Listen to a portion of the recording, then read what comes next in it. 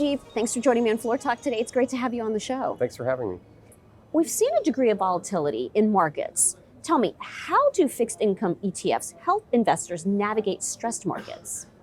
I think fixed income ETFs are an excellent tool for navigating volatility. In many ways, they've demonstrated that they actually take pressure off the market and allow investors to reposition portfolios very efficiently. So we've seen several stress markets over the years, going all the way back to the financial crisis. And each and every time, fixed income ETFs have proven their resiliency and their value, frankly, in allowing investors to manage risk. And how about the recurring topic about rate cuts? How should investors position their portfolios for the shifting regime?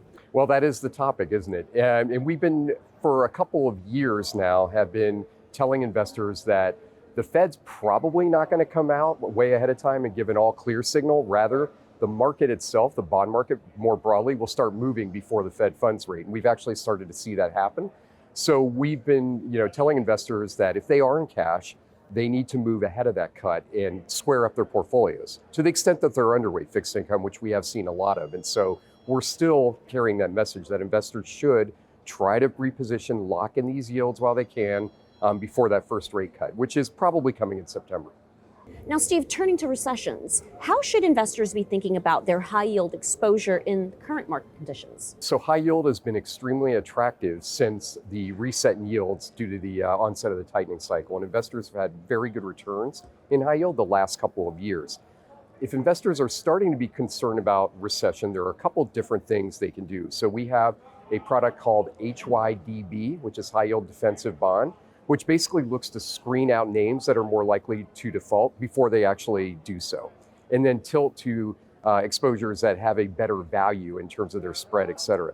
We also have just launched our active high yield ETF, BRHY. So then you're getting the skill of our active management team to try to navigate those names, which may be more subject to default in case a recession really does take hold.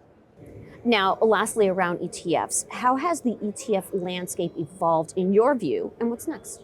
Well, it's been remarkable. So we've been on this journey where we saw index bond ETFs become a very important part of the fixed income landscape. So it used to be, if you go back to post-financial crisis, bond ETFs were viewed as more of a retail investor tool, but now they're an incredibly important part of the entire ecosystem in fixed income. And so we see even the most sophisticated institutional investors using them.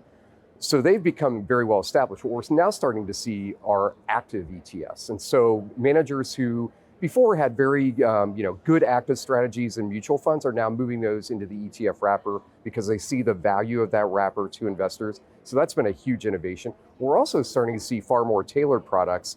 For example, fixed income buy rights. The idea of being able to get extra income by selling optionality on those ETFs. So we'll continue to see innovations like this in the active space and the defined outcome space, and then more.